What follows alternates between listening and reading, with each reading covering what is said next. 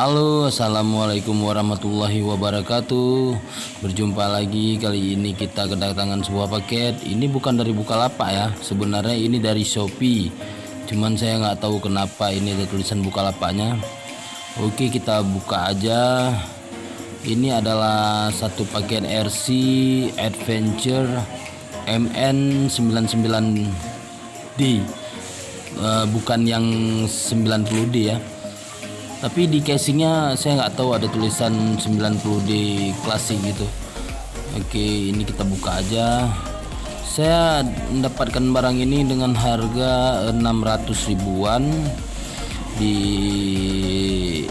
seller Indonesia, karena kalau pengiriman dari luar negeri itu ribet, lama nyampenya. Ya, ini langsung ketemu dengan user manualnya. Oke, kita tarik aja. Siap. Waduh, ini plastiknya cakep. Ini terbalik ya. Oke, kosong ya kan, kosong ya, kayak main sulap. User manual satu lembar, simple, praktis. Oke, langsung kita sikat aja. Ini kebalik. Ini kok keras. Oh, ada ininya, lakbannya. Oke, kita potong dulu. Serat. Ya, satu lagi. Ya, oke. Sudah terbuka. Ya, ini dia unitnya. Kita langsung mendapatkan satu buah RC car. Ini aksesorisnya untuk nanti kita pasang ya, charger. Ini RC controller atau transmitter. Lumayan. Kita harus pasang 4 buah baterai. Ya, ini aksesorisnya kan.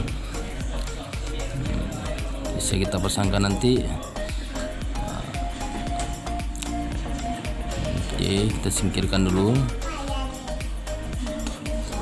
Ya kan, jangan lupa tekan tombol loncengnya dan jangan lupa subscribe ya, lebih utama. Kita cek baterainya ada nggak ya, karena tadi saya nggak menemukan baterai. Oh, ada ternyata 7,4 volt 1200 ampere nih, katanya 1200 ampere, tapi nggak tahu lah realnya. Oke, kita simpan dulu. Ya, cuman ini yang kita dapatkan: transmitter, RC car, aksesoris, dan satu buah charger balancer, tapi nggak dapat kepala. Oke, dengan harga 690 ribu. Ini bodinya udah hard body, dan gear gardannya sudah metal, yang lainnya masih plastik. Shocknya soft, ini bannya juga soft ya.